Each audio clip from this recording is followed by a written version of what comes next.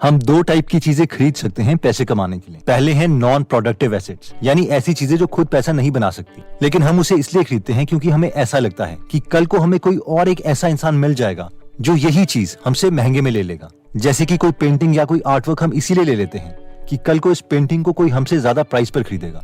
Warren Buffett के according even gold भी इसी नॉन प्रोडक्टिव एसेट्स की कैटेगरी में आता है, क्योंकि गोल्ड की भी कोई अर्निंग पावर नहीं है।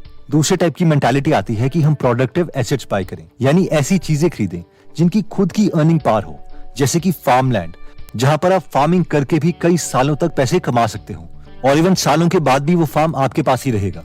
जैसे कि वॉरेन बफेट ने 40 एकड़ का एक फार्म लैंड लिया था और उसके लिए उन्होंने एक आदमी भी हायर कर लिया था। उससे वॉरेन को सालों तक अर्निंग मिलती रही और एंड में उसी फार्मलैंड को उन्होंने प्रॉफिट में किसी और को सेल भी कर दिया। और रियल इन्वेस्टर्स प्रोडक्टिव एसेट्स पर ही फोकस करते हैं। इस कैटेगरी में रियल एस्टेट भी आते हैं, जिसमें हम हर महीने रेंटल इनकम पा सकते हैं और बाद में उस प्रॉपर्टी को ज्यादा प्राइस पर भी बेच सकते हैं। ऑब्वियसली आपके मन में ये सवाल आ रहा होगा कि प्रॉपर्टी खरीदने के लिए ना तो हमारे पास पैसे हैं और ना ही इतना टाइम है कि हम हर लोकेशन में जा जाके प्रॉपर्टी का दाम देखें। और आज की ये वीडियो इसी टॉपिक के ऊपर है। तो इसका सोल्यूशन यही है कि हम ऐसी कंपनी के शेयर्स लें जो कि डिविडेंड देती है। इन कंपनीज के शेयर्स खरीदने के दो फायदे हैं। पहला फायदा ये है कि हमें प्रॉपर्टी की रेंटल इनकम की तरह हर साल पैसे मिलते रहते हैं। इसके अलावा अगर कंपनी अच्छा परफॉर्म करती है तो शेयर के प्राइस भी इंक्रीज होंगे, जिन्हें हम ज्यादा प्राइस पर सेल कर सकते हैं। ओके, तो अब हमारे मन में ये सवाल आ रहा होगा कि ऐसी डिविडेंड कंपनीज हम कैसे ढूंढें, हमें तो कोई आइडिया नहीं है। तो आज की इस वीडियो में हम डेविड सोलियोमी की बुक फैल्कन मेथड का 5 स्टेप प्रोसेस सीखेंगे कि कैसे हम हाई परफॉर्मिंग डिविडेंड कंपनीज ढूंढें जिनमें कोई रिस्क ना हो, और वो भी बच्चों की भाषा में।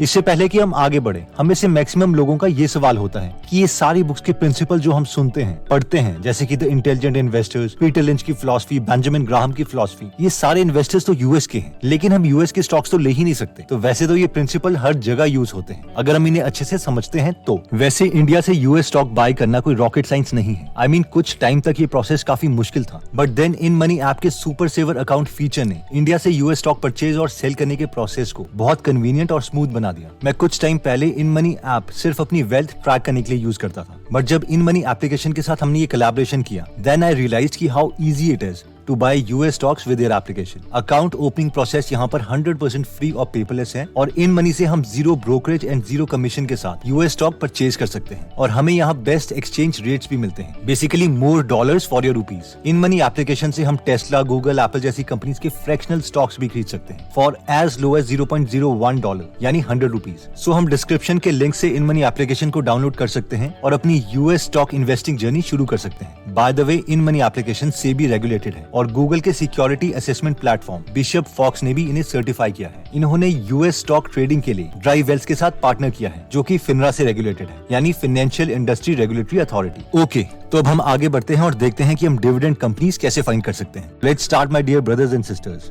ऑथर कहते हैं कि मैंने बहुत सी कंपनीज में काम किया है और आउटसाइडर्स ये कभी भी नहीं समझ पाएंगे कि कंपनी के अंदर चल क्या रहा है। इसलिए हम एक कंपनी को ब्लैक बॉक्स यानी काले डिब्बे की तरह सोच सकते हैं और बस इस पर हमें फोकस करना चाहिए कि वो पैसे का क्या कर रही है। इस प्रोसेस को हम इस डायग्राम से समझ सकते हैं। ओके, तो ऑथर के अकॉर्डिंग हम कंपनी को एक ब्लैक बॉक्स मानेंगे, यानी हम सिर्फ इस चीज में इंटरेस्टेड हैं कि उसकी इनपुट पाइप्स कौन सी हैं, यानी वो पैसा कहां कहां से लेके आ रही है, और उसकी आउटपुट पाइप्स कैसी हैं, यानी वो पैसा कहां कहां पर खर्च कर रही है। तो 3 तरीके से कंपनी के पास पैसा आ सकता है। 1 है रेवेन्यू, यानी एक्चुअल में कोई अपना प्रोडक्ट सेल करके, जैसे कि टाटा कंपनी अपनी गाड़ियों को बेच के जितना पैसा लाएगी वो है उसका रेवेन्यू।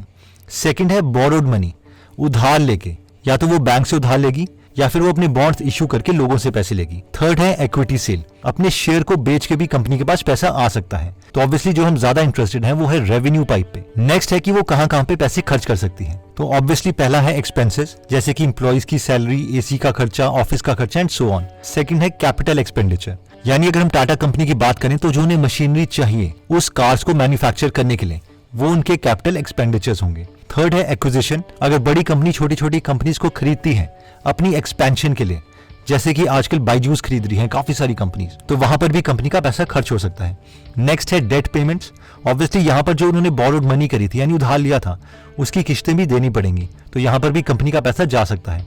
नेक्स्ट है टैक्सेस, अगर कंपनी प्रॉफिटेबल है तो उसे टैक्स भी देना पड़ेगा। और मोस्ट इंपॉर्टेंट पाइप जिसमें हम इंटरेस्टेड हैं वो है डिविडेंड, शेयर बायबैक एक्सेट्रा। क्यों? क्योंकि डिविडेंड वो पैसा है जो शेयर होल्डर को मिलता है और वो तभी होगा अगर कंपनी प्रॉफिटेबल है। नेक्स्ट है शेयर बायबैक, यानी कंपनी खुद के शेयर्स खरीद लेती है। ये इसलिए होगा जब कंपनी को लगेगा कि उनके शेयर मार्केट में सस्ते मिल रहे हैं और उनके अकॉर्डिंग एक्चुअल में शेयर की वैल्यू ज्यादा होनी चाहिए।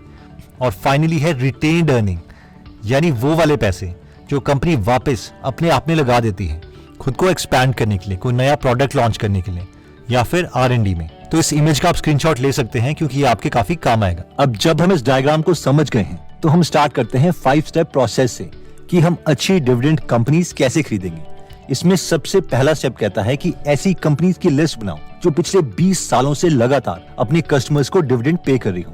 अब हमें से कई लोग सोचेंगे कि इतना लंबा समय 20 सालों तक, तो इसके लिए ऑथर कहते हैं कि कोई कंपनी अपने अकाउंट्स को मैनिपुलेट कर सकती है और हमें ये दिखा सकती है कि उसके पास ज्यादा पैसा है जितना कि उसके पास एक्चुअल में है भी नहीं, लेकिन डिविडेंड को वो मैनिपुलेट नहीं कर सकती क्योंकि वो पैसा उसे एक्चुअल में अपने शेयर होल्डर्स के अकाउंट में डालना पड़ेगा।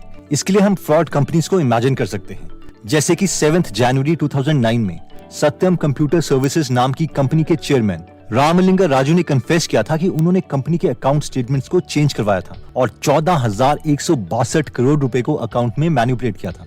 तो सत्यम के एग्जाम्पल से हमें यह पता चल गया कि कंपनी अपने अकाउंट्स को झूठा दिखा सकती है, इसलिए हमने 20 साल का डिविडेंड का प्रोसेस लिया है। एक बार हम ऐसी कंपनीज ढूंढ लेते हैं, इसके बाद आता है स्टेप नंबर 2 जो कहता है filter companies with low valuation. ये रूल कहता है कि हमें इन बेस्ट कंपनीज के स्टॉक भी खरीदने का फायदा तभी है जब ये सस्ते में मिल रहे हों। द इंटेलिजेंट इन्वेस्टर में इसी कॉन्सेप्ट को मार्जिन ऑफ सेफ्टी कहा गया है, यानी शेयर का प्राइस देखते रहो और उस कंपनी की इंट्रिंसिक वैल्यू निकालो। जब शेयर का प्राइस उसकी इंट्रिंसिक वैल्यू से कम हो जाए तब उसे खरीद लो। अब आप बोलेंगे कि कंपनी सस्ती है या महंगी है, ये हमें कैसे पता चलेगा?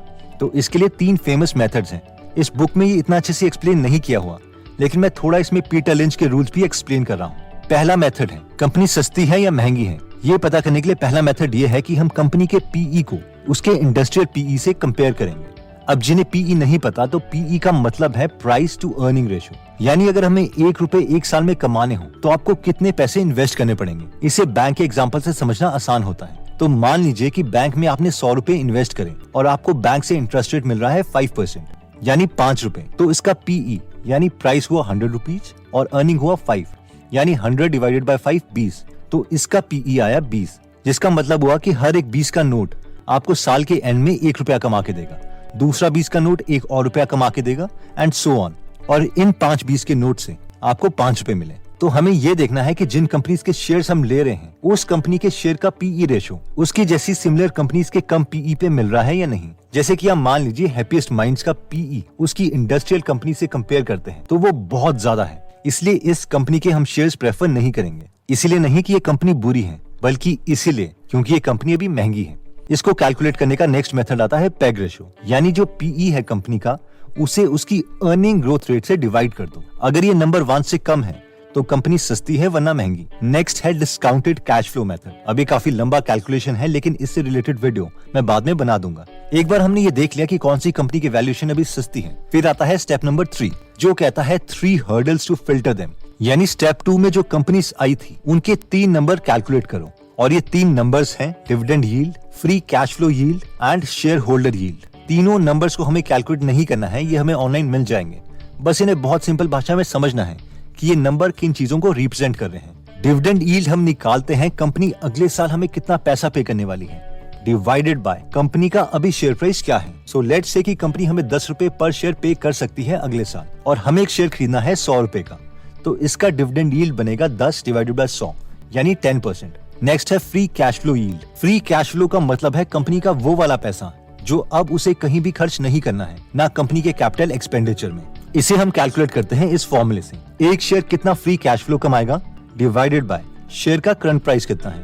थर्ड नंबर है शेयर होल्डर यील्ड। ये नंबर हमें बताता है कि हम शेयर होल्डर्स को फाइनली कितना पैसा पर शेयर मिलने वाला है। ओके, एक बार जब हमने ये 3 नंबर्स कैलकुलेट कर लिए बची हुई कंपनीज के, फिर आता है स्टेप नंबर 4 जो कि कहता है रैंक द सर्वाइवर्स, यानी पिछले जो 3 नंबर्स हमने कैलकुलेट करे थे हमें उन 3 नंबर का एवरेज लेना है, यानी 3 से डिवाइड करना है और फिर उन्हें रैंकिंग देनी है डिसेंडिंग ऑर्डर में। अब जो टॉप की 4 से 5 कंपनीज बचेंगी उस पर हम स्टेप 5 अप्लाई करेंगे। फॉर एग्जाम्पल, अगर कंपनी ए का डिविडेंड यील्ड है 10%, फ्री कैश फ्लो यील्ड है 4% और शेयर होल्डर यील्ड है 10%, और कंपनी बी की डिविडेंड यील्ड है 6%, फ्री कैश फ्लो यील्ड है 2% और शेयर होल्डर यील्ड है 6%। तो कंपनी ए का एवरेज आएगा 10 + 4 + 10 डिवाइडेड बाय 3, यानी 24 डिवाइडेड बाय 3 8%। कंपनी बी का एवरेज यील्ड आएगा 6 + 2 + 6 divided by 3 which is equal to 4.666%। तो कंपनी ए हमारी फर्स्ट प्रेफरेंस होगी और कंपनी बी सेकंड प्रेफरेंस। इसके बाद आता है स्टेप नंबर 5 जो कहता है एंटर्स द ह्यूमन। इस 5th स्टेप से पहले सब कुछ रूल्स के अकॉर्डिंग हो रहा था, लेकिन अब स्टेप 5 में हमें खुद की समझदारी लगा के चूज करना है कि हम कौन सी कंपनी के शेयर्स लेना चाहते हैं, क्योंकि फाइनली कोई भी ऐसा रूल नहीं है जो 100% गारंटी दे सके कि हमें रिटर्न मिलेगा ही मिलेगा। इसलिए use your common sense and do other analysis if you want. तो दोस्तों, इस समरी में डिविडेंड कंपनीज चूज करने के लिए हमने 5 स्टेप प्रोसेस देखा, जिसमें स्टेप 1 था कि वो कंपनीज देखो जो लगातार 20 सालों से डिविडेंड दे रही हो। फिर स्टेप 2 है, इसमें वो कंपनीज चूज करो जो अपनी इंट्रिंसिक वैल्यू से सस्ती मिल रही हो। स्टेप 3 है 3 नंबर को कैलकुलेट करो, dividend yield, free cash flow yield and share holder yield. Step 4 है इनका एवरेज लो और डिसेंडिंग ऑर्डर में अरेंज करो। अब फिल्टर होके जो भी कंपनीज बची हैं, वैसे तो ये काफी स्ट्रॉन्ग कंपनीज होंगी, लेकिन फिर भी आता है स्टेप नंबर 5, खुद डिसीजन लो कि कौन सी कंपनी के शेयर्स लेने हैं। इसके अलावा हमने इन मनी एप्लीकेशन की बात करी थी, जिसका लिंक डिस्क्रिप्शन में दिया हुआ है।